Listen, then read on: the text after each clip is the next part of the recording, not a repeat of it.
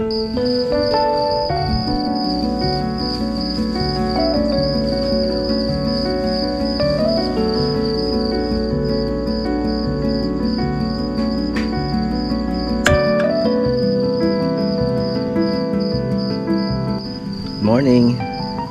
Habang nagpapainit ng tubig doon sa ating lutuan, ay lambay muna dito.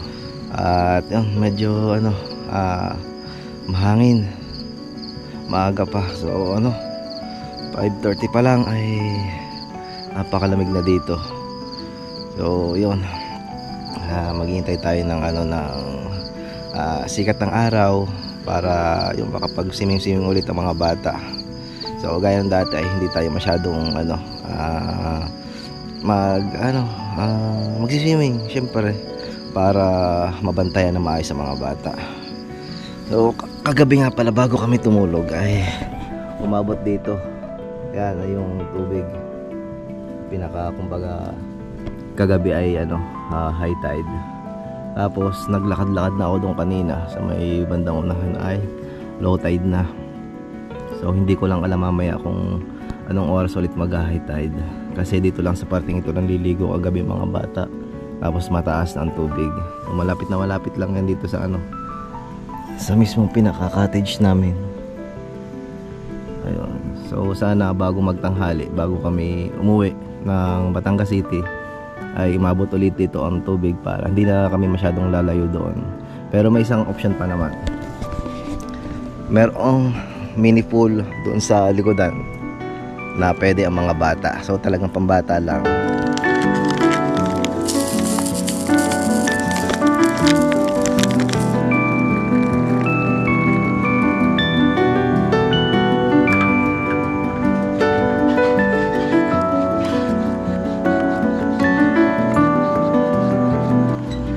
Ang mga bata at si mami ay nasa sa loob pa ng aming parang pinaka-cottage, tulog pa.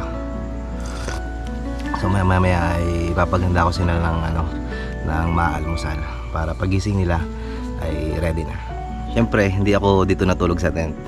Ayan. Ginawa ko lang ngayong umaga lang mismo, kasi kagabi ay hindi na ako nakapag-set ng tent. Pagkatapos naming mag-ihaw-ihaw, kumain, ay sinamahan ko ang mga bata sa paniligo. At ayun, na mahinga na pagkatapos.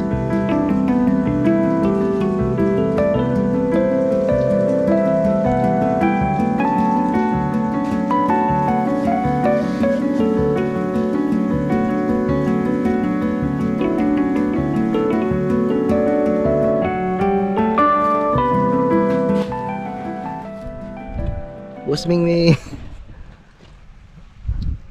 ang aga ng pusa dito.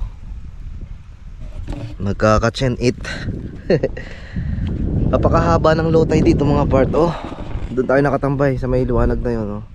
Tapos ito abot dyan. Ayun na, doon pa sa dulong yun ng ng tubig. Layo. Medyo mga part, malakas ang hangin. At yan ang langit. Ayun ang tanong, kung may tsansang makapaligo tayo dito sa dagat bago tayo umuwi ng Batangas City. Huwag naman sanang uulan. Sana idaan lang itong may itim na ulap na to.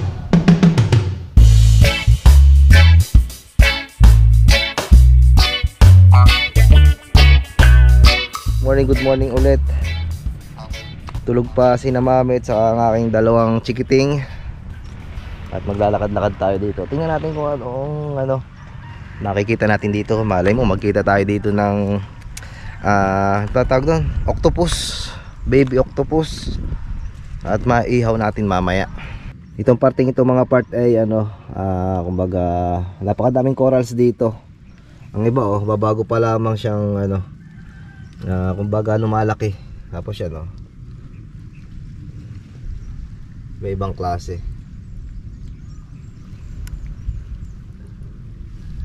Kaya ang iba ay ganoon, yung sa may unahan na mga basag-basag. Kasi kapag yung bumabagyo daw dito ay sadyang nababasag ng mga alon yung mga corals. Pero good thing naman na ang corals naman ay ano, umaayos ulit. At kumbaga tumutubo ulit yung parang halaman din naman, 'di ba? Halaman dagat naman itong mga corals. Kumbaga nabubuhay ulit sila.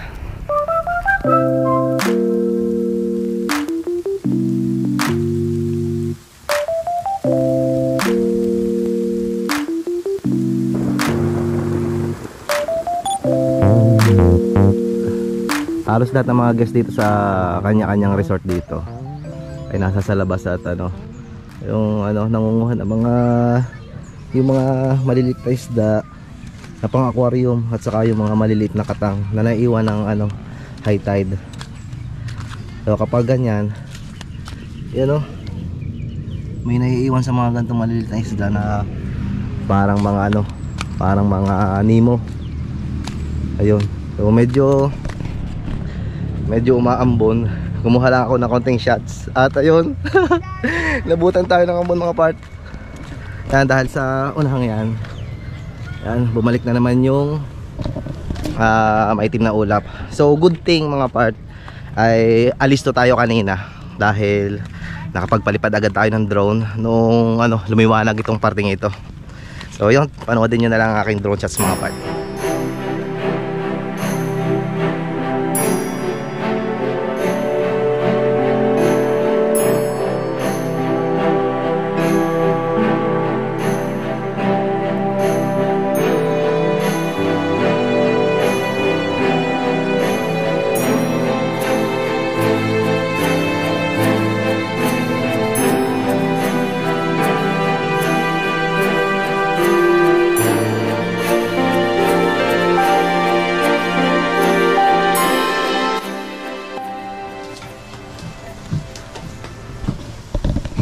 Okay, welcome. Day 2 na namin dito sa Shirakimbe. So, yun, maghahanda kami ng maalmusal. At maya-maya na konti, dahil medyo umaambon, ay papasyal ko mga bata dito sa ano, sa tabing dagat para ano, kumbaga masagap nila yung ano, vitamin C. Okay, kumukulo ng tubig.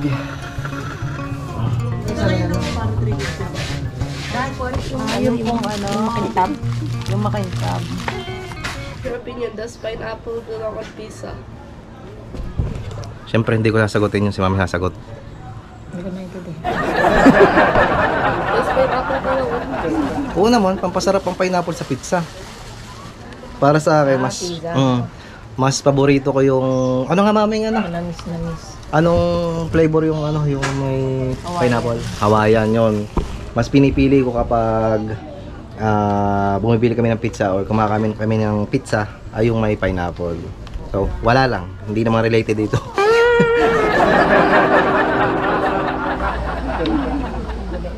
Okay lang yan. Si mami ngayon ang in charge sa pagluluto. At ang kanyang gagawin ay nachos, yung mga toppings na karne. So hindi ako maalam noon, kaya si mami ang bahala doon sa ating pinakamerenda.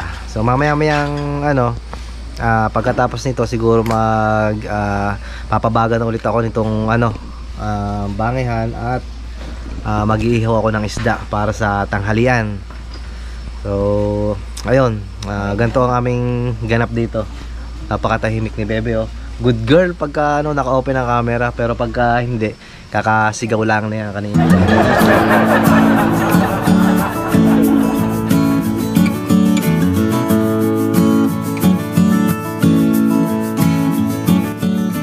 Ayan o, boat, pero wasak na, oh. Ay, naabutan talaga dito ng ano, taas ng tubig, oh. Nagkakameron ng mga buhangin at saka bato. Of course, Cora.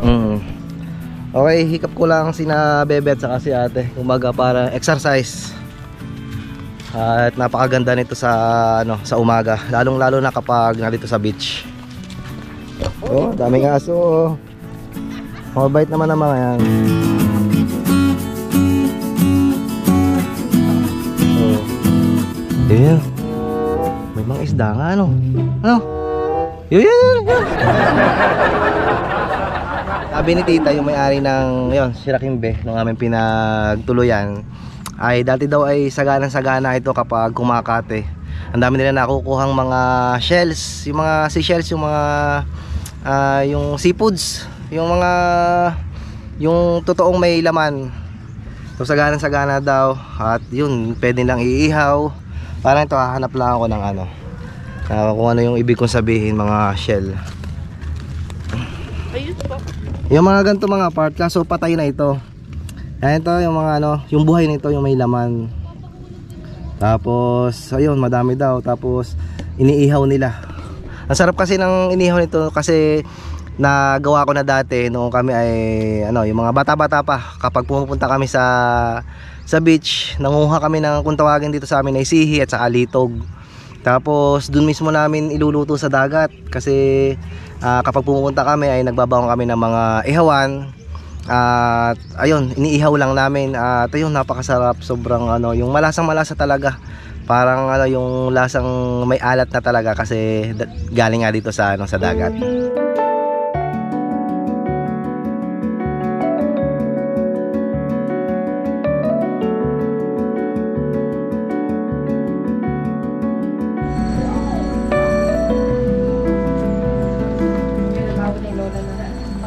Hindi kapinin na.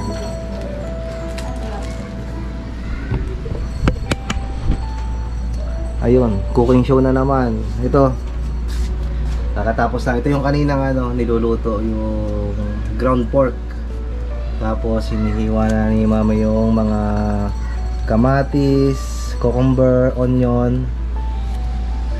At yun, mamaya ay nachos ang aming meriendahin. So time check, 9:03 ng umaga. So mayroong oras pa kami na ilalagi dito sa resort bago kami bumalik ng Batangas City. So ang aking dalawang anak ay andun sa ano, sa swimming pool.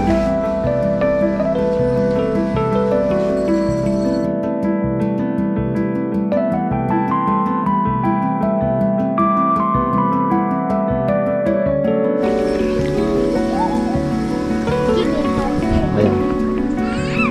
Busy ang dalawa.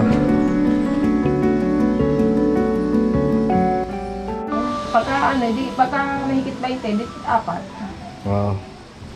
Kakunti na naman naman ito, diga. Oo, na tayo makapag-merienda na. Okay, bibili lang mga part ng soft drink sa taas. Siguro mga ano, mga coke mismo lang. Dahil nang sikip yung ating lagayan. Diyan muna kayo ha. Siyempre.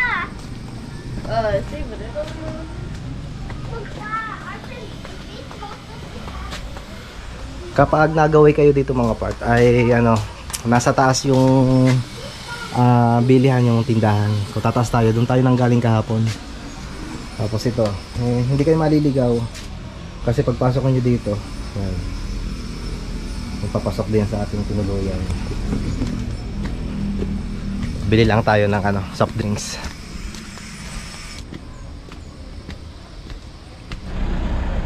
Doon sa tinaasan natin mga part ay katapat lang ng tindahan, itong Bioli Store. Dito tayo bumili ng mga soft drinks na dadalhin natin doon sa baba. Thank you po.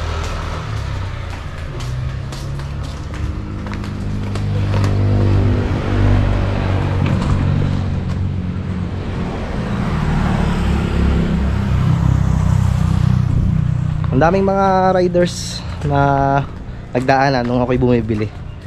Na yun nga pala, kaya nga pala kami na dito dahil ng holiday kahapon at ano, long weekends. Kaya napakadami, kahapon pa lang ay napakadami ng mga nagpuntahan dito sa Lubo kasi isang Lubo dito sa Dinara yung mga beaches sa ano, dito sa Batangas. Sa mga magtatanong nga pala mga part kung magkano yung ano, overnight na binayada namin dito sa Sirakimbe. Doon sa aircon mga part ay 2,500. Tapos doon sa hindi aircon ay 2,000. Overnight na yun mga part. So kahapon pa kami. Kaya yun, may ilang oras pa kami na ilalagi dito.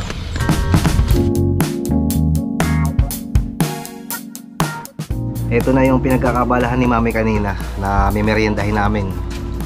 So yun, kapag nasa dagat, yung food is life lang talaga. At konting gala-gala, swimming. At ayun, luto-luto. Kaya halos dito na lang sa ganito, kain-kain at luto-luto na lang ikot itong ating vlog para sa araw na ito. So, ang pinakamahalaga naman ay na-relax natin yung ating bakasyon.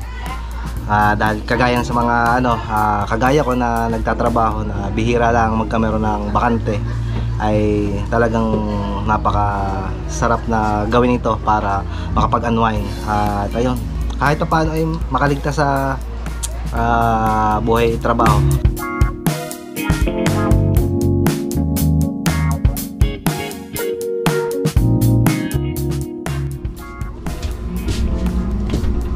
Okay, 11:30 na ng tanghali. So, kakain lang kami at maya-maya ay mag-check out na kami. So, yun, nakakapag ligo-ligo na mga bata. At natapos naman namin na yung aming pagluluto ni Mami. So, siguro hindi na kami makakapanligo kasi medyo bitin tayo sa oras. Binalak namin na mag-extend dito hanggang siguro kinabukasan. Pero sabi ni tita nung may-ari ay may nakasunod na dito sa amin. Kaso, ayun, gusto pa sana namin pero bitin.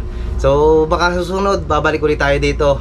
So, yun, lalabas na lang ako at yun, nag-utay-utay na akong magpakin tong aming kalat. So, kakain lang kami ng tanghalian. Tapos, ayun, lalarga na kami. To the city streets, we began to feel the fire. We rise like tall buildings as the chemicals that take us higher. The night's young, it has just begun as she puts her hand in mine.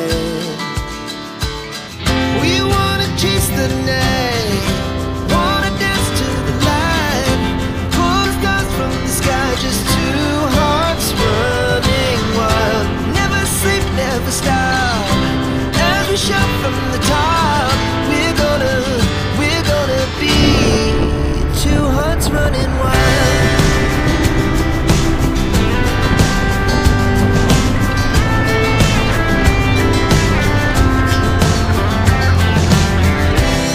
Now the morning is the afternoon.